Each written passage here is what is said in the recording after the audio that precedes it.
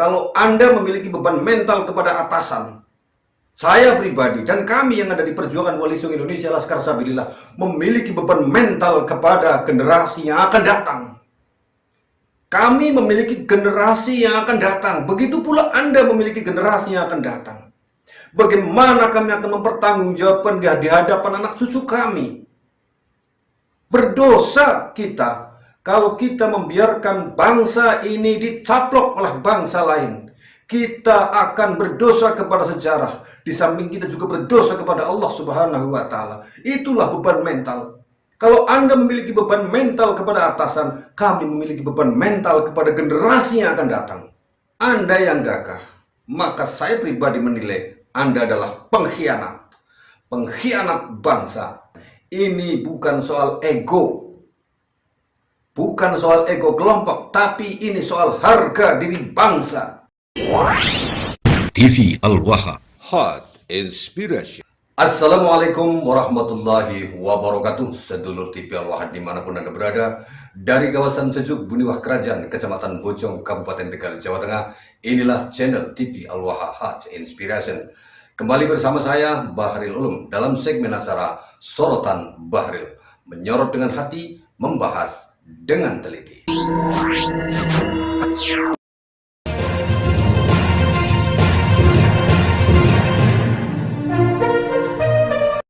Saudara, ini ada buku bagus karya Kang Bahril Ulum, 7 rumus sukses Mahadasyat.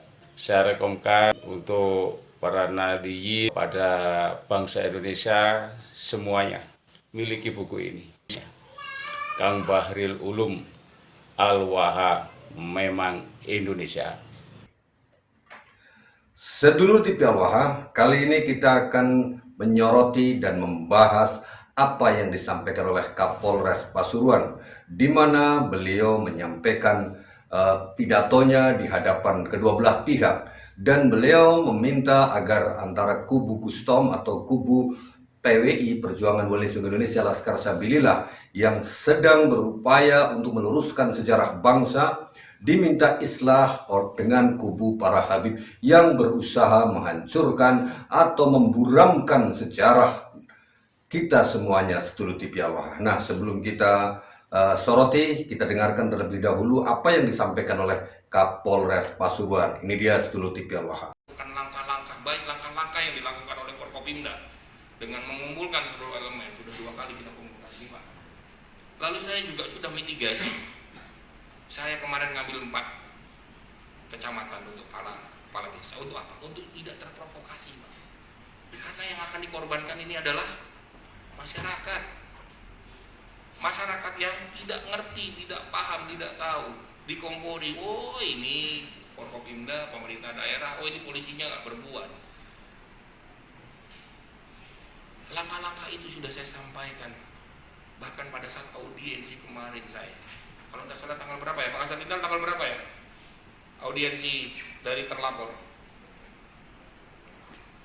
yang ada di Polsek, Polres itu, saya terima audiensinya, saya kasihkan solusi. Seharusnya ini tidak terkeluar dari saya, tapi saya karena saya punya beban mental, saya menjabat di sini, saya harus jaga kondusivitas. Saya sampaikan, saya yang akan membela ke Polda dan saya akan menghadap Kapolda. Apabila islah yang saya dambakan ini, saya dambakan loh islah ini, supaya apa? Supaya tidak ada permasalahan ke depannya. Ini bisa terlaksana. Hari ini pun kita kumpul sama-sama dengan Pak Kajari, Pak Ketua DPRD. Kita mau membahas gimana kita untuk mengurangi egonya mereka. Selesai, Pak. Hari ini tanda tangan pencabutan laporan, besok saya keluarkan. Saya menghadap Kapolda. Karena ke depan KUHP itu akan diarahkan ke keadilan restoratif. Saya sepakat dengan Pak Kajari. Dia Pak Kajari. Mumpung ini masih dalam proses penyidikan di kami, ya meskipun nanti di kejaksaan juga bisa restoratif justice, tetapi kan kita memikirkan orang yang kita tahan ini punya keluarga, Pak. Saya mikirkan itu loh.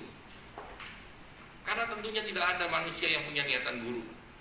karena ada hasutan saja, karena ada provokasi saja, dan dia tidak mengerti tentang aturan. Kalau merusak miliknya atau bangunan itu ada pasal yang dipersangkakan. Saya sudah sampaikan, sebenarnya tidak perlu kayak sekarang pra-peradilan, tidak perlu. Buat apa 60 itu? Saya sudah berucap, saya akan mengedepankan restoratif justice. Tapi yo ayo, islah no, saling memaafkan.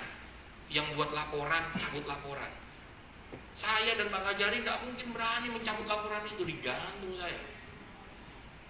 Tapi kalau yang mencabut laporan itu pelapor, gagah saya. Pak Kajari gagah tanggung jawaban. Saya hentikan kasusnya dengan bermohon kepada Pak Kapolda demi kondusivitas Pasuruan. Langkah yang terakhir yang saya lakukan sementara ini, dan ini saya lakukan, saya gerilya dari desa ke desa. Kemarin saya di Tosari, lalu nanti hari Senin saya di Pandaan. Saya mengumpulkan para kepala desa, saya minta untuk menghimbau masyarakatnya untuk tidak terprovokasi dan terpecah belah. Ini bahaya loh. Saya tadi sampaikan awal tadi saya datang, ini permasalahan ini bahaya. Kenapa? Karena isunya nasional.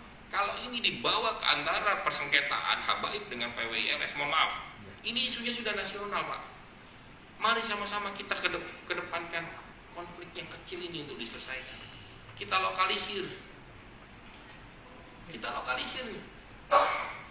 antara ahli waris untuk bisa menyelesaikan permasalahan. Permasalahannya selesai, penegakan hukumnya berhenti, apalagi yang mau itu simple. Tapi nggak mungkin kita langsung serta-merta Pak Kajari atau saya cabut laporan, nggak bisa. Digantung kamu, habis kami jadi terperiksa semua. Nah, itulah sedulur TV Al-Wahhab apa yang disampaikan oleh Kapolres Pasuruan, Nganjuk, Jawa Timur, tentang situasi polemik pembongkaran cungkup makam yang ada di Winongan. Beliau menyampaikan dengan begitu memelas dan ya katakanlah kalau menurut saya berapi-api.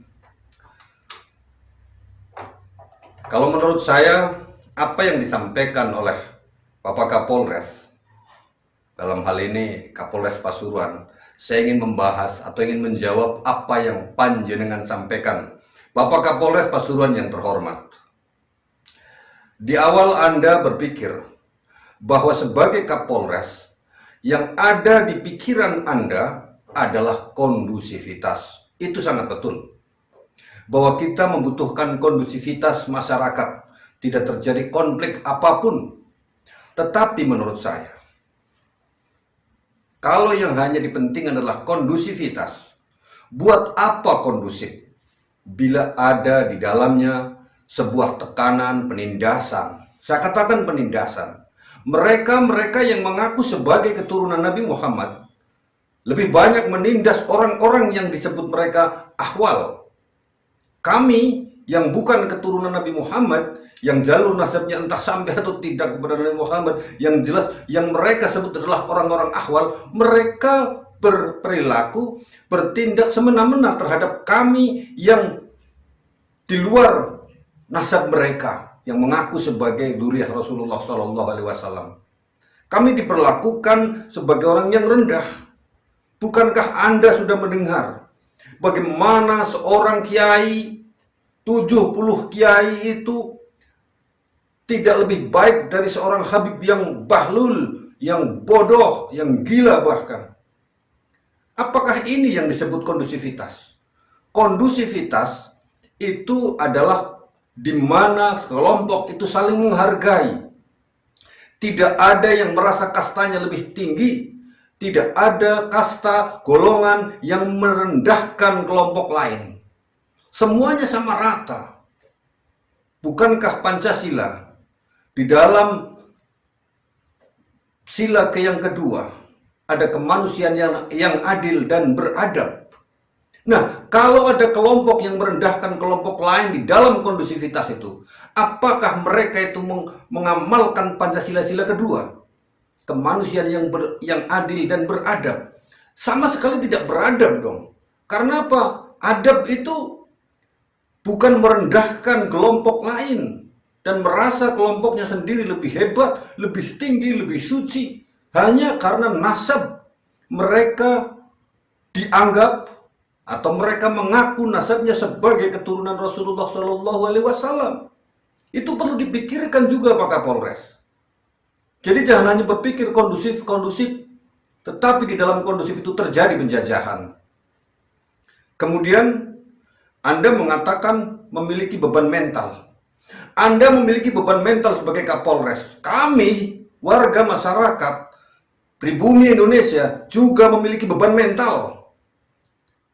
Kami sebagai warga negara Kesatuan Republik Indonesia yang hidup saat ini juga memiliki beban mental.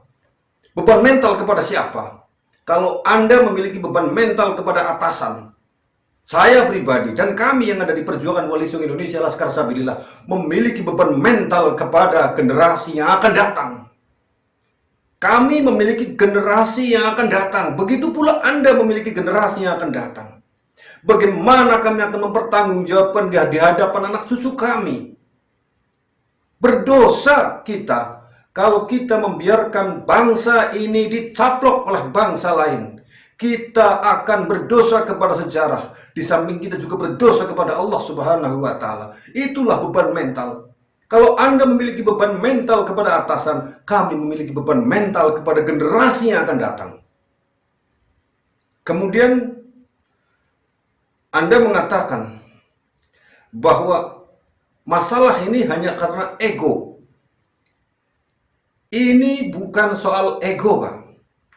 Kalau tim dari Gustom, Perjuangan Koalisi Indonesia Laskar Sabilillah, tetap harus melakukan peradilan, pra-peradilan, dan Anda memintanya islah. Kalau kita lakukan islah, itu gagah bagi Anda. Anda yang menang. Anda yang dipuji oleh atasan Anda berhasil mengamankan situasi. Tapi bangsa ini akan tetap menjadi bangsa yang terjajah. Ini bukan soal ego, Pak. Ini bukan soal ego kalau tim lawyer dari PWI Laskar Sabilillah tetap memperadilankan kepolisian. Karena itu jelas kesalahan Bapak, kesalahan institusi Bapak, ketidakprofesionalan institusi polisi, Polres Pasuruan dalam hal ini, yang membuat surat, kemudian dengan alasan salah input. Itu alasan basi, Pak. Itu alasan basi, salah input. Dari zaman Raja Fir'aun, Raja Namrud, selalu ada alasannya. Salah input, salah input. Kalau salah input sekali dua kali. Kalau berulang kali, di mana-mana ada salah input, apakah itu salah input? Bukankah kita juga wajar mengatakan itu sistem? Itu disengaja. Terus Anda meminta kami untuk islah. Setelah islah, damai. Tetapi di dalam kedamaian itu tetap ada yang ditindas, ada yang merasa menindas. Dan kami tidak berhasil untuk menyamaratakan bahwa bangsa ini tidak boleh di negara Kesatuan Republik Indonesia ini ada kelompok yang merasa paling tinggi rasnya dan kemudian bertindak semena-mena karena menganggap ras lainnya lebih rendah. Jadi, kenapa harus islah? Kalau kemudian tidak diperlihatkan kejelasannya. Bapak juga mengatakan, mereka punya keluarga. Loh, Pak, memangnya yang punya keluarga itu Gustom dan yang lainnya saja? Yang Anda tahan dengan sprindik yang tidak jelas, dengan sprindik yang lucu-lucu badok. Kejadiannya belum terjadi, sprindiknya sudah muncul. Memangnya beliau-beliau saja yang punya keluarga. Bapak juga punya keluarga. Kita semuanya punya keluarga, Pak. Dan kita adalah keluarga besar negara Kesatuan Republik Indonesia. Kalau keluarga ini dicaci maki dan kemudian diacak-acak, kemudian di masa yang akan datang, kita keluarganya dikuasai oleh keluarga yang lain yang merasa lebih tinggi derajatnya, yang merasa lebih suci nasabnya. Bagaimana pertanggungan jawab kita kepada keluarga kita, keluarga generasi yang akan datang? Ini tanggung jawab moral, tanggung jawab sebagai bangsa, Pak. Bapak Kapolres. Kemudian Bapak mengatakan islah.